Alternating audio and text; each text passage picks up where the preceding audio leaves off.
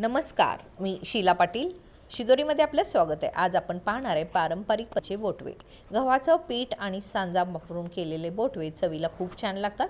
यापासून खीर आणि उपमा खूप मस्त लागतो. बोटवे करण्यासाठी आपण 1 लिटर पाणी घ्यायचं, त्यामध्ये चवीनुसार मीठ घालायचं आणि पाव किलो सांजा, याला सोजी म्हटलं जातं, आणि 1 किलो गव्हाचं पीठ घ्यायचं. गव्हाच्या पिठाच्या ऐवजी तुम्ही मैदा आणि सुजीऐवजी मोठा रवा वापरू शकता. त्यासाठी आता बोटवे करताना आपण सूप घ्यायचं. सुपामध्ये पाव किलो सांजा घालून घ्यायचं. त्यामध्ये चमच्याने आपण मिठाचं जे पाणी केलं आहे त्यातलं थोडंसं पाणी घालायचं. पूर्ण हाताने घोळवत राहायचं. पाणी पूर्ण सांज्याला लागलं पाहिजे. त्यानंतर त्यामध्ये गव्हाचं पीठ थोडंसं घालत राहायचं.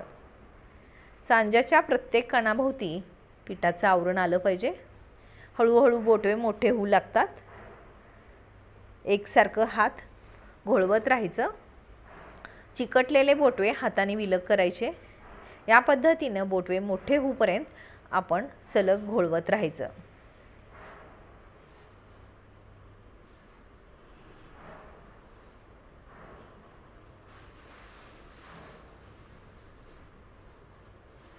या पद्धतीनं असे मोठे बोटवे तयार होतात.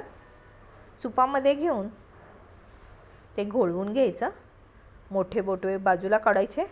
परत शिल्लक राहिलेल्या बोटव्याला पाणी आणि पीठ लावून मोठे बोटवे करून घ्यायचे.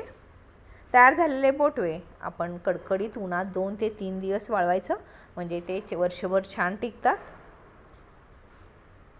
असे या पद्धतीनं तुम्ही गव्हाच्या पिठाचे बोटवे करून पहा आणि त्याच्या प्रतिक्रिया द्यायला विसरू नका. रेसिपी आवडली तर लाईक, शेअर, कमेंट करा. आणि अजून तुम्ही शिदोरी या चॅनलला सबस्क्राईब केला नसाल तर प्लीज सबस्क्राईब करा. धन्यवाद.